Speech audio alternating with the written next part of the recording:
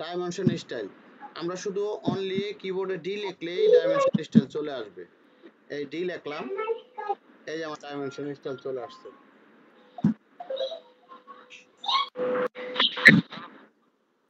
Hello, জি ভালো আছি। কে বলছিলেন? হ্যাঁ, জি ভাই, জি বলেন, দ্রুত বলেন, আমি ক্লাস নিচ্ছি, ক্লাস। আপনি পরে ফোন দেন, আমি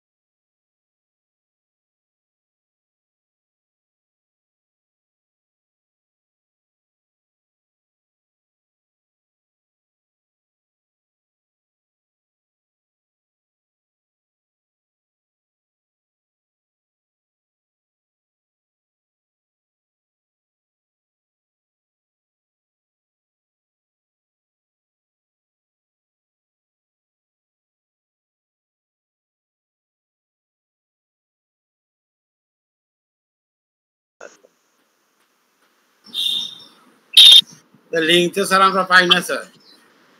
গ্রুপে লিংক আমাদের হোয়াটসঅ্যাপে লিংক দিতে হবে তো স্যার আমাদের নামে। গ্রুপে দিয়ে দিছি তো লিংক।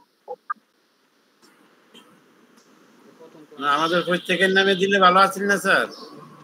প্রত্যেকের নামে তো আপনি গ্রুপ থেকে ই করে নেন, ডাউনলোড করে নেন। ঠিক আছে, আমরা তো এত এক্সপার্ট না স্যার, আমরা তো এক্সপার্ট না স্যার। আমরা প্রত্যেকের নামে নামে দিলে সুবিধা কি আমরাটা করলাম। আমি যে শোনেন, আমি বলি যে না বুঝেন তাহলে আমাকে কল দেন, আমি আপনার সিস্টেম দেখাই দেবো বা ডাউনলোড করে দেবো। ঠিক আছে,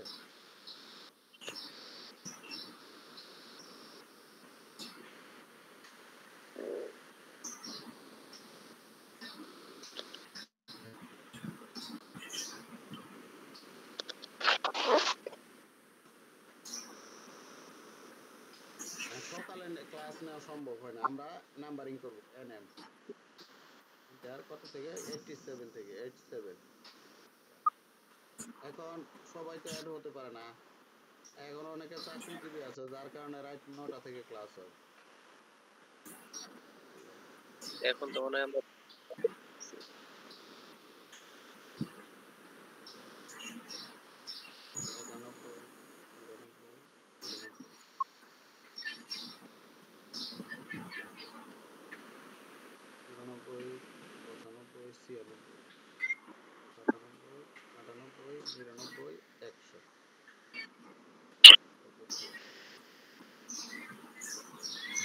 কারণ এটা কি বড় ক্রমের নাম্বার, এটা আমরা টোটাল স্টেশনে ব্যবহার করি আর কি, এই অটোক্যাডে করি না। এই সিস্টেমটা ব্যবহার করি আমরা টোটাল স্টেশন।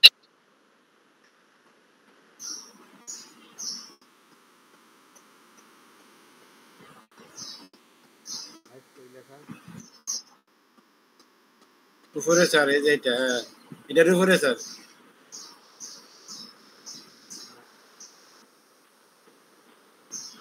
এইটা না, এই যে হাইট। জি স্যার, হ্যাঁ ঠিক আছে।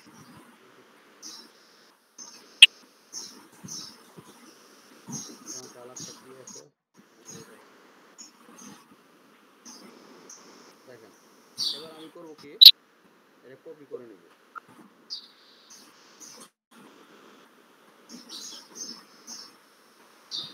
কপিটা কি রাইট বা বাটনে টাচ চাপতে হইব নাকি না সিউ লেখা নিতে হবে স্যার?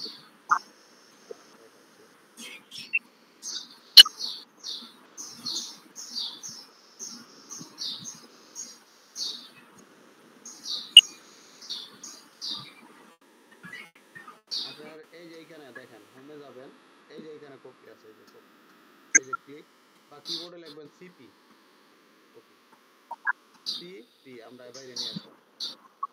এখন এই অংশটা আমরা কপি করে বাইরে দিচ্ছি।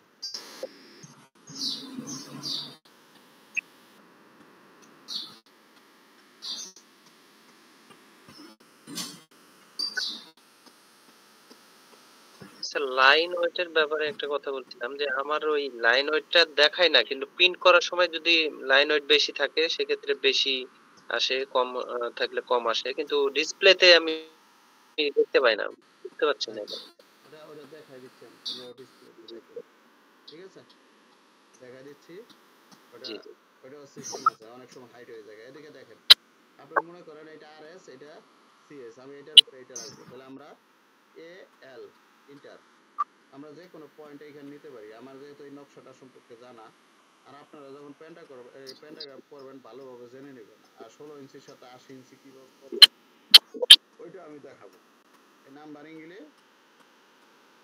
মুভ করে একটু সুন্দরভাবে সাজায় নেবেন। একটা নিচে আরেকটা। এম ইন্টার, এখানে ক্লিক করে সাজায় নেবেন।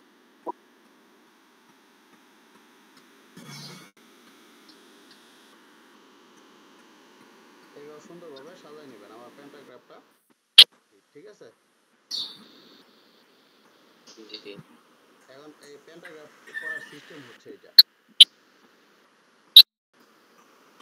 এখন কি বলেন এলা, এবার লেয়ার লেয়ার তৈরি করতে পারেন না, এই তো। জি জি আচ্ছা, লেয়ারটা দেখেন কিভাবে তৈরি করবেন, আমি একটু দেখাই। লেয়ারটা হচ্ছে এই যে এখানে, এই যে দেখেন লেয়ার প্রপার্টিস আছে, এই লেয়ার প্রপার্টিসে ক্লিক করবেন।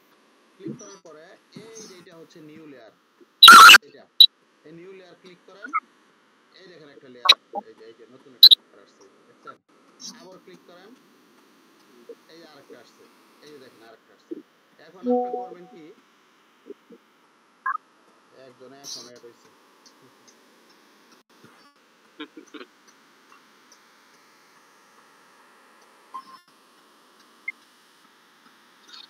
এই যে দেখেন, এইবার দেখেন আপনি এই লেয়ারটার কাজ করবেন। এইখানে আপনি যে কোনো, এই যে এখানে ক্লিক করলেন, ক্লিক করে এই জায়গায় নাম লিখতে পারবেন। ধরেন আপনার লিখলেন হলো বিডিএস, বিডিএস, এই যে বিডিএস লিখলেন। আপনি কালারটা এখানে চেঞ্জ করবেন। এখানে ক্লিক করলেন, আপনি অন্য কোনো কালার দিয়ে দিলেন, এই যে এই কালার দিয়ে দিলেন। আপনি ওকে ক্লিক করেন, এই দেখেন কালারটা চেঞ্জ হয়ে গেছে। আপনি লাইন ওয়েটটা এখান থেকে চেঞ্জ করতে পারবেন।